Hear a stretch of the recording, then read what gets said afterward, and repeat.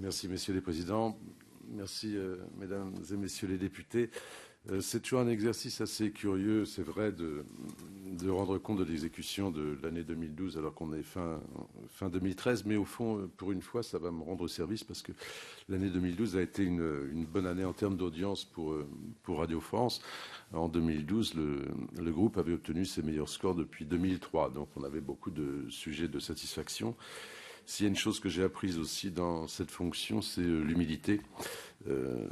La radio, comme plein d'autres choses de la vie, n'est pas une science exacte et sans arrêt, il faut balancer, contrebalancer les choses pour que les antennes, les nombreuses antennes d'un groupe comme Radio France puissent à chaque fois retrouver un équilibre, progresser, regarder ce qui va bien ou ce qui ne va pas dans nos antennes.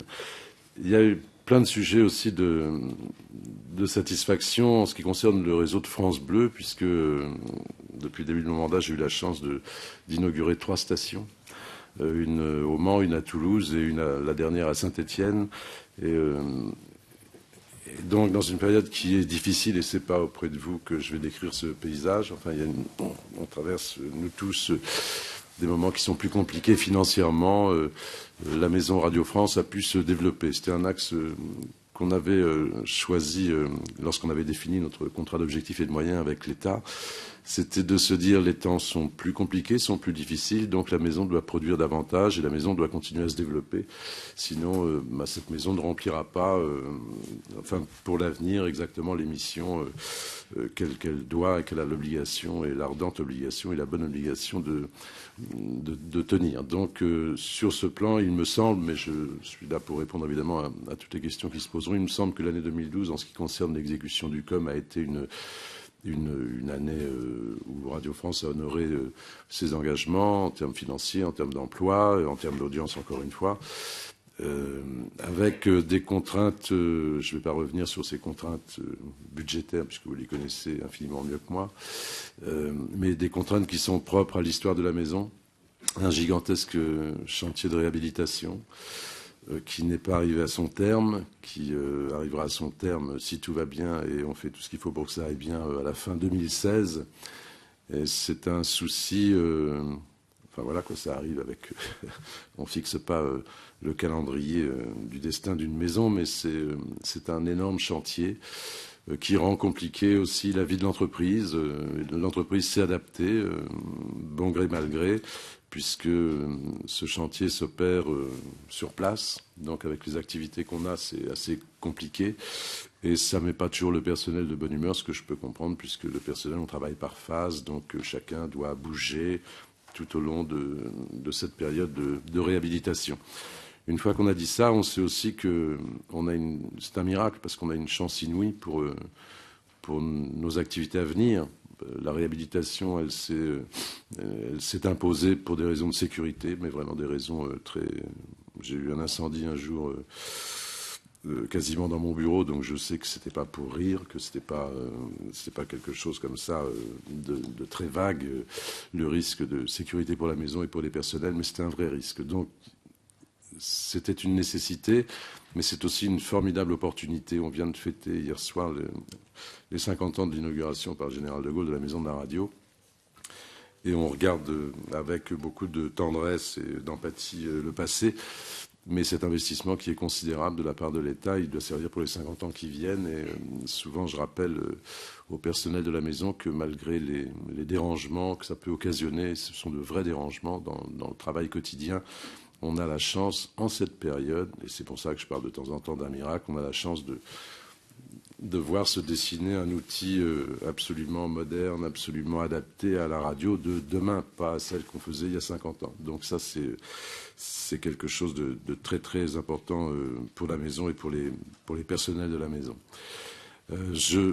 Mon métier de base sont les antennes et l'information. Donc je voudrais vous dire quelques mots sur nos antennes. Et encore une fois, je répondrai à toutes les questions, bien sûr. Ça a été 2012 une année faste pour France Inter, qui a retrouvé des scores d'il y a une dizaine d'années. C'était lié, comme vous êtes de fins observateurs de la vie politique, c'était lié aussi évidemment à ce qui se passait dans notre pays. C'était un moment très important, au moment de l'élection présidentielle. Et France Inter et France Info on avait choisi de traiter de la politique, c'est-à-dire d'investir beaucoup de notre énergie dans la couverture de la vie politique qu'on savait, qu'on devinait très intense, et donc ça a été extrêmement profitable pour une chaîne comme France Inter notamment.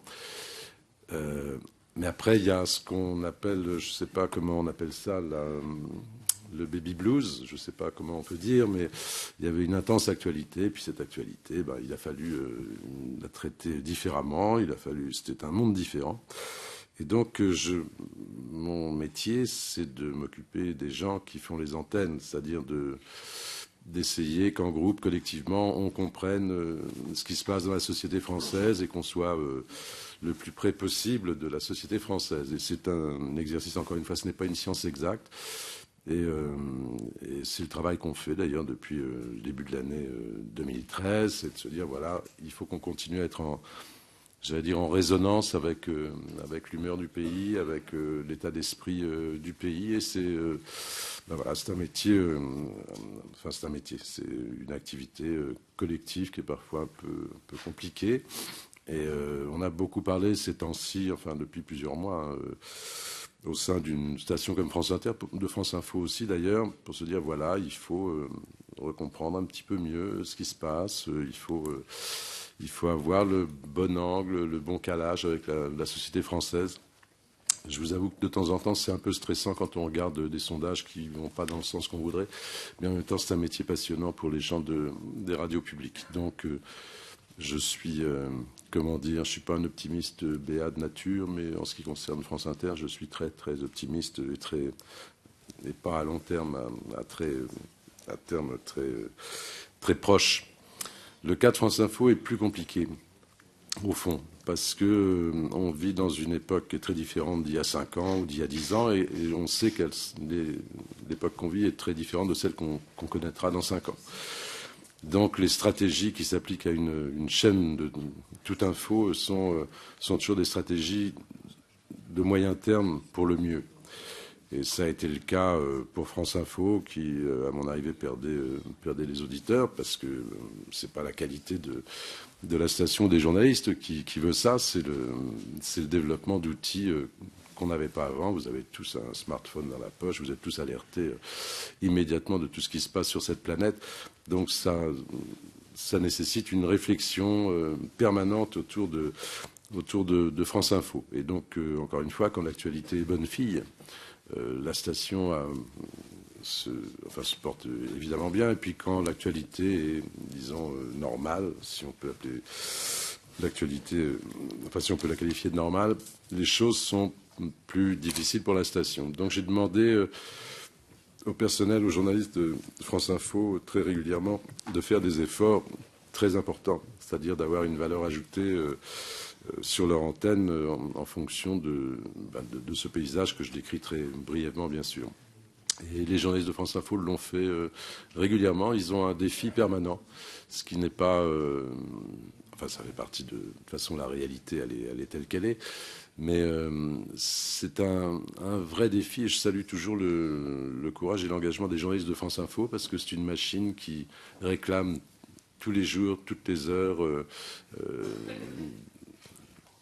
un volume de traitement de l'information sur une antenne qui fait que de temps en temps, les gens ont un peu le tournis et peuvent s'user très très vite. Et heureusement, ils sont résilients, ils ne s'usent pas. Mais c'est encore une fois, il y a une recherche stratégique sur cette antenne qui est toujours à modifier, qui est toujours à adapter.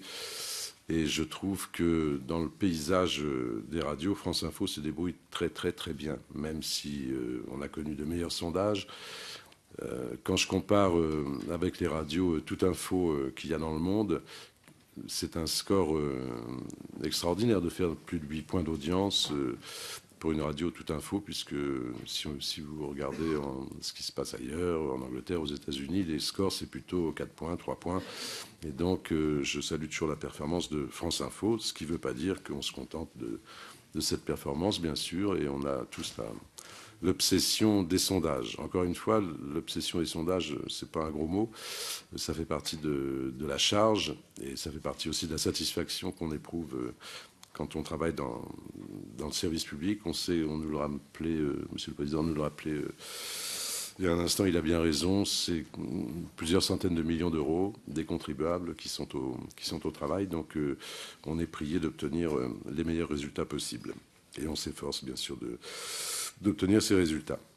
Vous m'avez parlé de France Bleu, Monsieur le Président. France Bleu est pour nous non seulement un sujet de satisfaction, bien sûr, une vraie mission de service public, mais en plus, c'est un axe de développement très, très important pour la Maison Radio France, parce que on sait, je ne dis pas que le travail est plus facile, la stratégie est plus facile à définir, mais une fois qu'on a défini une stratégie avec 44 stations aujourd'hui, on sait qu'on a une puissance de feu, pardonnez-moi l'expression, mais qui est vraiment très importante. Et quand la chose est bien gérée, quand la vision où l'objectif est clair, d'abord ça motive bien les troupes, et puis en plus on obtient vraiment des résultats, et nos concurrents, les grosses radios généralistes, regardent les développements de France Bleu avec un grand intérêt, parfois mêlé d'une certaine inquiétude, et tant mieux pour nous, mais c'est un motif de fierté pour la maison. Puis au-delà, il y a une mission de service public qui est absolument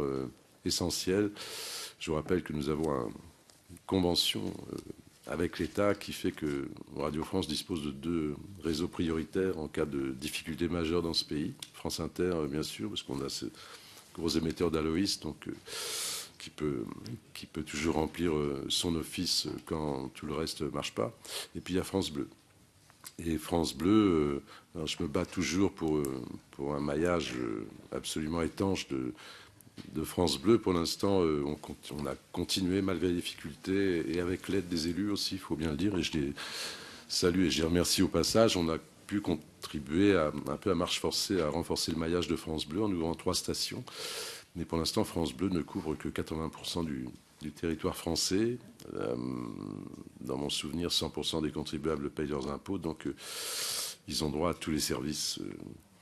Alors je milite, et je compte sur vous aussi pour garder en tête ce souci, surtout quand on parle un peu d'une façon désordonnée de l'octroi de fréquences pour les radios privées.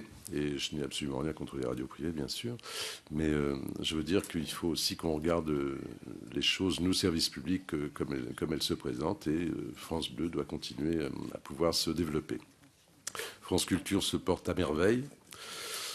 Ça devient un problème. Alors je leur dis arrêtez là, parce que ce n'était pas fait pour qu'il y ait plus d'1 million d'auditeurs par jour. Donc, mais ils ne m'écoutent pas, et donc ils font de l'excellente radio. Franchement, c'est une grosse satisfaction, France Culture, parce que c'est une maison qui se pilote, qui s'autogère, qui a des idées, qui s'est ouverte au monde. Et c'est une radio qui est accessible. Et l'image de France Culture s'est modifiée. On le sent on le vérifie d'ailleurs quand on examine un peu les résultats qu'on a, la sociographie des consommateurs, pardonnez-moi l'expression, d'une antenne comme France Culture. Et ça, c'est une vraie belle réussite du service public de la radio. France Musique, c'est France Musique, qui est dans une compétition permanente avec une autre radio que j'aime beaucoup. On essaie d'être un peu moins bavard sur France Musique. On a des charges qui sont particulières et auxquelles on tient, c'est-à-dire que France Musique n'est pas un robinet à tube du classique. France Musique est une chaîne au service de la musique, de la pédagogie, et il faut y faire respecter une sorte d'intégrité artistique. C'est peut-être un mot un peu pompeux, mais je pense vraiment à les équipes de France Musique aussi, et le directeur de France Musique aussi. On souhaite évidemment aller à l'assaut de toute la concurrence, mais on a des missions qui sont particulières. On a notamment 4 grandes formations musicales à Radio France, et France Musique doit être un des instruments de la promotion de l'excellence de la musique à Radio France à travers l'Orchestre National, le Philharmonique, le chœur et la maîtrise de Radio France. Après, je vais vous parler des choses qui sont moins, qui sont toujours prometteuses de mon point de vue, mais qui sont plus aléatoires. Et je pense à mon cher Move. J'ai eu l'occasion à plusieurs reprises devant certains d'entre vous, et y compris en séance dans cette noble maison, d'expliquer que c'était un chantier extrêmement difficile, que je n'ai pas gagné. Ce sont des choses qui arrivent dans la vie, mais que je ne lâcherai jamais, parce que je pense que c'est le plus beau projet politique de la maison Radio France. J'ai hérité du MOVE en arrivant dans la belle corbeille de Radio France, et c'est une radio qui ne m'a pas attendu. Enfin, c'est pas moi qui l'ai déposée sur les fonds baptismaux. Elle a 17 ans aujourd'hui. Elle a eu de meilleurs moments d'audience. C'est vrai que si on fait que du rap sur une chaîne, on s'adresse à une clientèle qui est très ciblée. Mais ce n'était pas mon idée du projet, et c'est toujours pas mon idée du projet. Donc il y avait plusieurs façons de traiter ce problème. C'est de l'ignorer, puis de laisser s'installer un robinet à musique dans un monde où les gens jeunes n'ont pas besoin de robinet à musique. Ils le fabriquent eux-mêmes par des instruments que vous avez tous entre les mains. Et donc, je ne vois pas l'intérêt je vois pas la mission de service public dans ce cas-là. Ou alors, on fermait boutique et puis on disait, voilà, on n'a pas, il y a une expression comme ça, on n'a pas rencontré notre public. C'est un cache-sexe pour dire qu'on a échoué. Donc, je ne vais pas vous mentir, je n'ai pas réussi à faire du MOVE une machine à auditeurs. Je voudrais vous rassurer tout de même, parce que j'ai lu beaucoup de choses dans les journaux, cette chère presse autour du MOVE, qui passionne. Alors c'est bien, puisque ça veut dire qu'il faut défendre un projet qui intéresse la communauté. L'auditeur du MOVE, ça coûte 58 centimes d'euros par an. Alors, voilà, il faut mettre les choses en perspective. J'ai une belle chaîne comme France Culture, ça coûte 5 ou 6 fois plus cher un auditeur. Donc, je donne cette référence simplement pour vous dire qu'il ne faut pas abandonner. Il ne faut pas... les gens jeunes, je ne sais jamais comment les définir, je ne sais pas ce que c'est que quelqu'un de jeune, mais ils ont besoin qu'on s'occupe d'eux. Et on ne peut pas critiquer une génération en disant elle ne lit pas, elle ne sait rien, elle ne s'intéresse pas à l'information, elle ne s'intéresse pas au théâtre, et peut-être qu'elle ne va même pas voter. Si on ne s'en occupe pas, on n'a rien à dire si on ne s'en occupe pas. Donc il faut toujours essayer, et il faut aussi prendre en compte et analyser ses propres échecs. Je dis échec pour me flageller devant vous aujourd'hui, voilà, mais quand on ne réussit pas, c'est qu'on a échoué.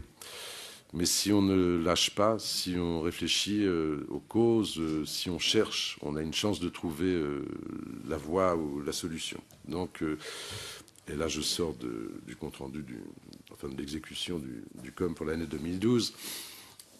Vous savez qu'on s'est lancé dans une révolution numérique assez intense à Radio France, avec aussi, il faut un coup d'œil sur les choses, puisqu'on parle toujours de l'argent des contribuables, donc on peut rêver sur le numérique, mais d'ailleurs ça fait rêver, mais en même temps il faut le gérer dans un budget financièrement, en ayant une vision aussi précise que possible pour l'année, les années qui viennent, et c'est ça au fond, pour une maison comme la nôtre, la difficulté, c'est-à-dire ne pas se tromper dans les investissements. Et il se trouve que le MOVE s'adresse à une génération qui est totalement digitale, comme ça qu'on dit. On est digital ou on ne l'est pas. Et on a, avec le patron des nouveaux médias chez nous, à qui je rends hommage parce qu'il a fait avancer cette maison à pas de géant, et c'est une boîte à idées sans arrêt, et il est complètement de cette génération, tout en gérant parfaitement bien la mécanique numérique de notre maison. On a beaucoup parlé du MOVE, et puis je lui ai dit, voilà, il faut qu'on marie parce que c'est pas que de la technologie. Le numérique, c'est aussi une façon de vivre la vie. Voilà, ça s'adresse directement à la génération qu'on cherche à toucher avec nos produits. Et tu vas t'en occuper, on va mélanger ton activité et celle de l'antenne du MOVE, d'autant plus qu'on a beaucoup de choses à apprendre dans les années qui viennent sur la gestion numérique de nos antennes, et donc en plus ça servira, on va gagner du temps pour nos autres antennes. Donc c'est pas un projet qu'on a comme ça mis en place en désespoir de cause, c'est un projet auquel on a beaucoup pensé. Je prends bien soin de dire que le MOVE est une radio. C'est-à-dire que c'est, comme on dit chez nous, c'est broadcast. Ça reste une antenne de radio. Essentiellement, c'est ça la mission du MOVE. Hein. C'est pas une web radio. J'espère que je me fais bien comprendre parce que c'est vraiment très très important pour nous. C'est une radio qui dispose de 32 fréquences. C'est pas beaucoup de fréquences. Hein. C'est pas une débauche de fréquences. Mais ces fréquences, c'est un bien public. Alors quand de temps en temps on dit qu'il faudrait peut-être en abandonner, on a besoin de ces fréquences pour faire vivre nos antennes et notamment le MOVE. Mais je précise bien que c'est 32 fréquences. C'est pas beaucoup de fréquences pour une radio qui a une vocation nationale. Donc la grille du MOVE, la nouvelle antenne du MOVE démarre le 6 janvier. Je vais vous demander une faveur, c'est d'écouter cette antenne 10 minutes, 1 heure, le temps que... Voilà, pour qu'on sache de quoi on parle, parce que c'est une antenne qui fait parler, sauf que peu de gens l'écoutent, hein, par définition, sinon on n'aurait aucun problème et on n'en parlerait pas. Et donc ça me plairait que les représentants de la nation où vous êtes puissent jeter une oreille sur cette antenne, qui est une antenne de grande qualité. C'est vraiment une belle antenne avec des gens qui sont beaucoup investis dedans. C'est difficile pour des équipes qui travaillent de ne pas avoir la gratification d'un beau sondage médiamétrie. Et donc il faut vraiment... je leur rends hommage aussi parce qu'on s'est beaucoup parlé, on a beaucoup travaillé ensemble. Il y a plein d'idées à exploiter et à développer autour de cette antenne. Et je vais vous demander de faire confiance à la maison. Faire confiance à Radio France, c'est un projet qu'on ne peut pas lâcher. Voilà, et donc on le réussira. Je n'ai pas de chiffres à vous donner, puisque je ne me mets plus dans des pièges moi-même, mais c'est un beau projet. Si vous le souhaitez, parce que je suis très bavard quand on parle des antennes, j'ai oublié FIP. Bon, merci Bérénice, parce que je suis né à FIP, donc voilà une station qui passé ses 40 ans, se porte très très bien et qui continue même à faire une audience supplémentaire, notamment à Paris. Donc c'est un sujet de fierté pour la maison, et puis c'est quand même un magnifique objet radiophonique. Donc j'ai peu de choses à dire sur le sujet, mais ça aussi c'est une satisfaction. Je voudrais vous dire un mot aussi. Hier, je disais, le président de la République nous a fait l'honneur de nous rendre visite hier à la maison de la radio à l'occasion du cinquantenaire de l'inauguration de la maison.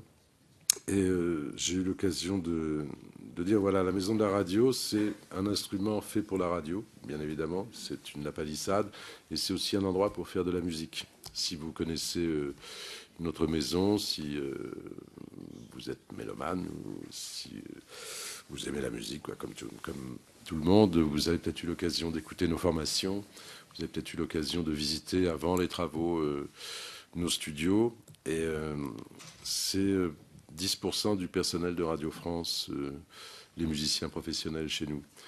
Et on n'imaginerait pas Radio France sans cette activité musicale qui est vraiment une activité d'excellence. Et donc je voulais leur rendre hommage. Et hier, ils nous ont encore montré, en tout cas les musiciens du National, les chanteurs de la maîtrise et du chœur nous ont montré à quel point Radio France et la musique, c'était une espèce de fusion. Et j'espère que tout le monde le comprend. Et j'espère aussi que vous pourrez visiter notre maison quand elle rouvrira dans quelques mois, avec le studio 104 qui a été entièrement réhabilité, qui est une petite merveille d'acoustique. C'est-à-dire qu'avant, on ne pouvait y jouer que du symphonique, et puis on s'arrangeait pour que si les Rolling Stones passaient dans le coin, ça fasse pas trop de dégâts. Et maintenant, c'est une salle qui est polyvalente, qui est très très belle. Et hier soir, elle était absolument magnifique. Et là aussi, je rends hommage aux équipes de techniciens qui ont travaillé comme des bêtes pendant 8 jours dans un studio qui était en chantier 8 jours avant. Et puis, on est tous les yeux rivés sur le futur auditorium de Radio France, qui sera inauguré le 14 novembre à 20h. Je dis ça pour que les entreprises liées à la réhabilitation ne se trompent pas sur nos intentions. Et ce sera aussi un très bel espace réservé pour le coup à la musique symphonique, et nos formations permanentes méritent ce genre d'instrument. Je ne veux pas vous monopoliser le propos, donc si vous le souhaitez, je suis à votre disposition pour toutes les questions.